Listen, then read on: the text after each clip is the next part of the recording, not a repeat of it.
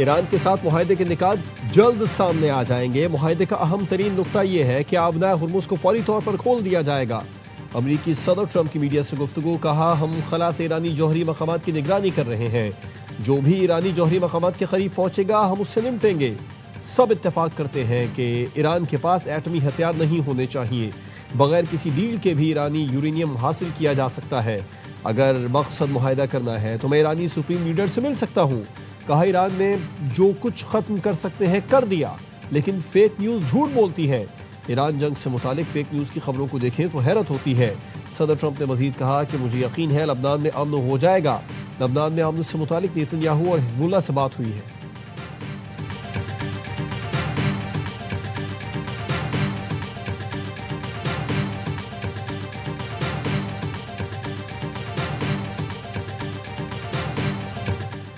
پاکستان ایران اور امریکہ کے درمیان ثالث کا کردار ادا کر رہا ہے۔ فیلڈ مارشل کی کاوشیں قابل ستائش ہیں، دعا گو ہیں جلد خطے میں پائیدار امن قائم ہو۔ وزیر اعظم شہباز شریف کا امریکی سفارت خانے میں یوم آزادی کی تقریب سے خطاب۔ صدر ٹرمپ کو امن کا داعی قرار دے دیا، کہا جنوبی ایشیا میں قیام امن کے لیے صدر ٹرمپ کے کردار کے شکر گزار ہیں۔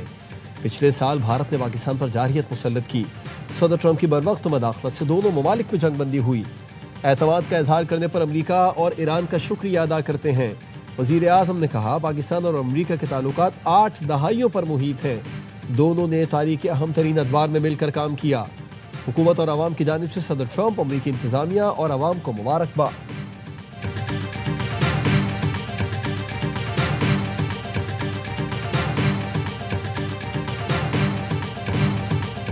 پاکستان نے 2 حریفوں کو مذاکرات کی میز پر بٹھایا۔ تہران اور واشنگٹن سے بہترین تعلقات کی وجہ سے پاکستان کو منفرد مقام حاصل ہے۔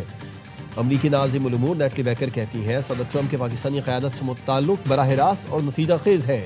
صدر ٹرمپ نے پاک بھارت جنگ بندی کا کریڈٹ وزیر اعظم اور فیلڈ مارشل کو دیا۔ اس وجہ سے 2 ایٹمی ملکوں میں تصادم کا خطرہ ٹل گیا۔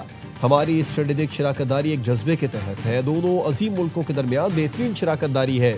مضبوط پاکستان امریکہ کے لیے اور مضبوط امریکہ پاکستان کے لیے اہم ہے۔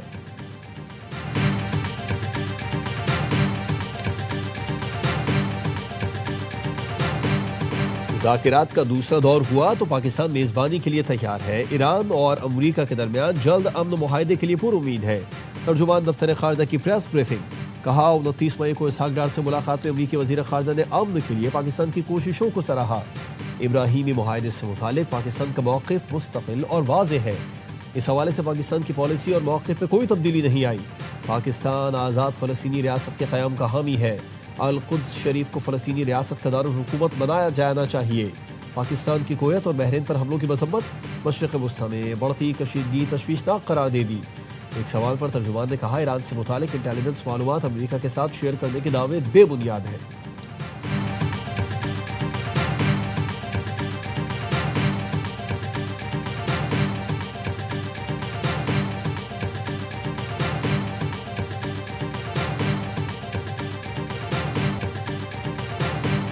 امریکہ سے مذاکرات میں کوئی ٹھوس پیش رفت نہیں ہوئی۔ ایرانی وزیر خارجہ عباس اراغچی کہتے ہیں امریکہ سے رابطہ منقطع نہیں ہوا۔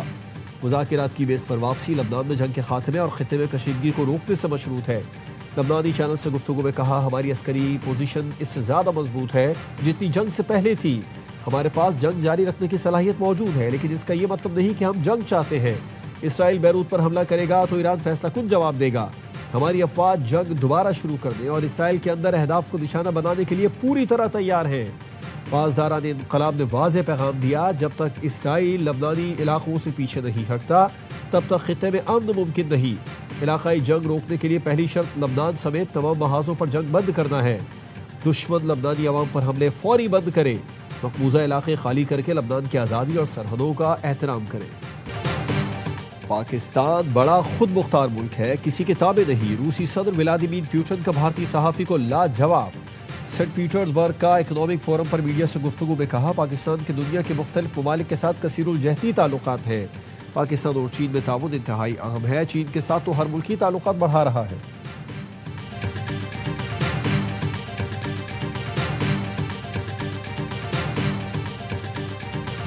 کوئی اور صوبہ بنانے سے پہلے جی بی کی آواز سنیں۔ گلگت بلتستان میں جیالہ وزیر اعلیٰ بنائے تاکہ اسلام آباد جا کر بات کروں۔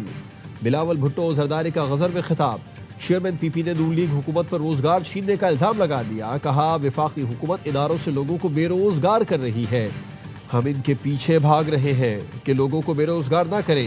پی پی میں مقابلہ روزگار دینے کے لیے ہوتا ہے، دوسری جماعتیں روزگار چھیننے کا مقابلہ کرتی ہیں، کہا پنجاب کے حقوق کا سودا کرنے کو تیار لوگ جی بی کو کیا حقوق دیں گے؟ جیالہ وزیر اعلیٰ آئے گا تو دوسرے صوبوں کی طرح گلگت بلتستان کو بھی اختیارات دیں گے، حق حاکمیت حق ملکیت کے ساتھ حق روزگار کا بھی وعدہ کرتا ہوں۔ خاتون اول آصفہ بھٹو نے نگر میں خطاب کرتے ہوئے کہا پیپلز پارٹی جی بی کے عوام کے حقوق کی جنگ لڑتی رہے گی، ہم نفرت نہیں محبت اور خدمت کی سیاست کرتے ہیں۔ بلاول بھٹو ہمیشہ عوام کے مستقبل کا سوچتے ہیں۔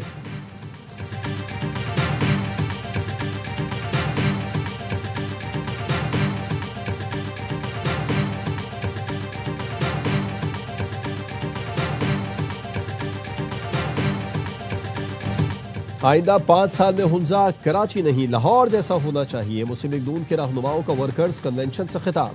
خرم دستگیر نے کہا صفائی لاہور میں ہے کراچی میں نہیں، گلگت بلتستان کے عوام کو ترقی چاہیے تو شیر پر ٹھپا لگائیں۔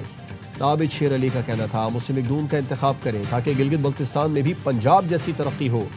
کیپٹن ریٹائرڈ صفدر بولے ہم الیکشن ہاریں یا جیتیں گلگت بلتستان کی خدمت نہیں چھوڑیں گے۔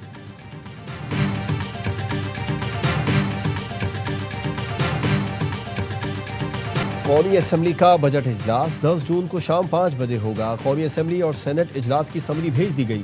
وزارت خزانہ کا کہنا ہے وفاقی وزیر محمد اورنگزیب 9 جون کو اقتصادی سروے پیش کریں گے۔ قومی اقتصادی کونسل کا اجلاس 8 جون کو متوقع ہے۔ وزیر اعظم شہباز شریف صدارت کریں گے۔ وفاق اور صوبوں کے ترقیاتی منصوبوں کا جائزہ ایجنڈے میں شامل۔ ترقیاتی ترجیحات اور سالانہ اقتصادی اہداف پر اہم فیصلے کیے جائیں گے۔ ترقیاتی پروگرام کو حتمی شکل دی جائے گی۔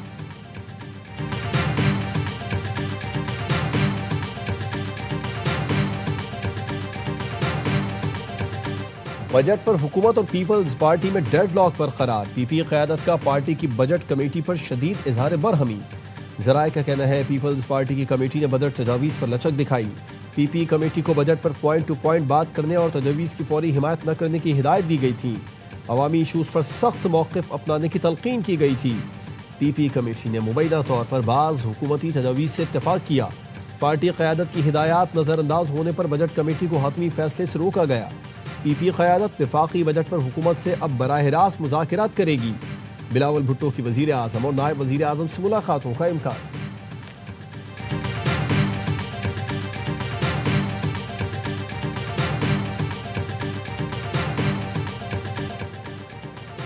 نیپرا نے سماہی ایڈجسٹمنٹ کے تحت بجلی 1 روپے 98 پیسے سستی کر دی۔ بجلی سال 2026 کی پہلی سماہی ایڈجسٹمنٹ کے تحت سستی کی گئی۔ نیپرا نے سماہی ایڈجسٹمنٹ کا نوٹیفیکیشن بھی جاری کر دیا۔ سماہی ایڈجسٹمنٹ کی مد میں صارفین کو 67 ارب سے زائد کا ریلیف ملے گا۔ سماہی ایڈجسٹمنٹ کا اطلاق جون، جولائی اور اگست کے بلوں پر ہوگا۔ سماہی ایڈجسٹمنٹ کا اطلاق کے الیکٹرک سمیت ملک بھر کے لیے ہوگا۔ لائف لائن صارفین پر اطلاق نہیں ہوگا۔